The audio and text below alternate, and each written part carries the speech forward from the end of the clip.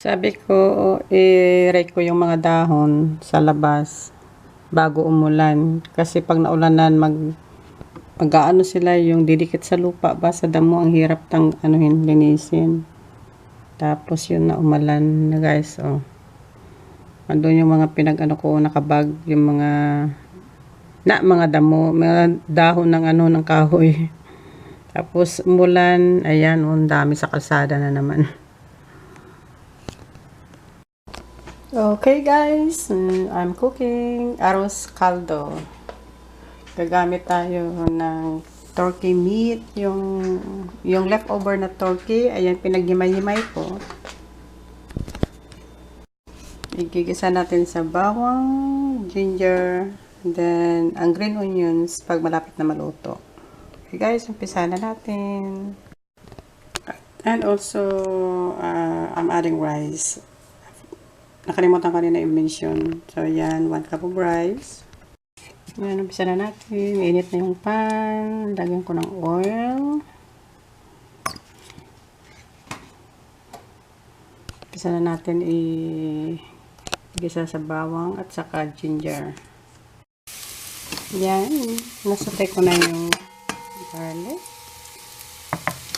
Then, we're going to add ginger.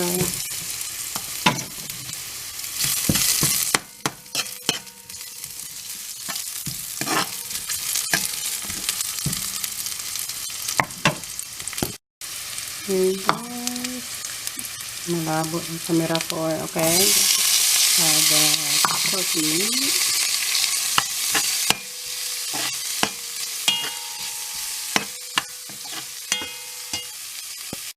Okay, I'm adding chicken nor, half a teaspoon. So guys, ang ginagamit ko, ayan, chicken. Then we're also adding salt.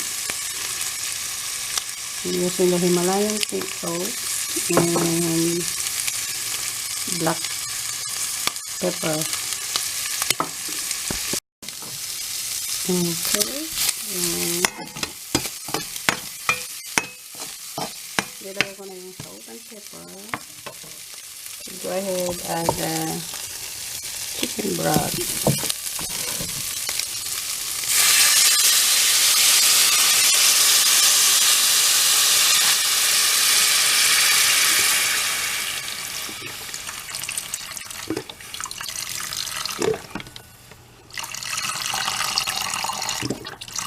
Ubusin natin guys kasi sayang na kaya ubusin natin.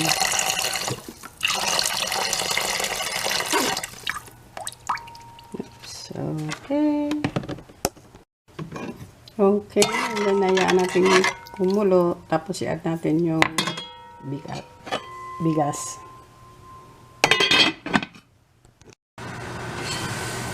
Okay guys, yan kumulo na. Lagyan na natin ang 1 cup of rice.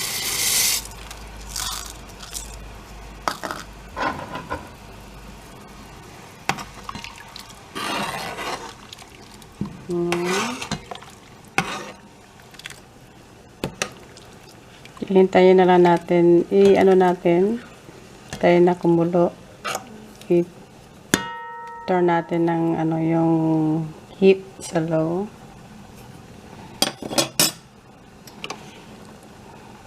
Yan natin kumulo ng kumulo hanggang sa yung rice lumambot. Ayan, oh, luto na yung arroz caldo ko.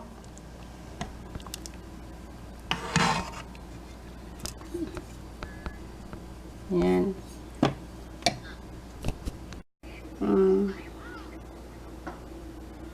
Yan, kain. Oh, kain na. Kainan na. Arroz caldo.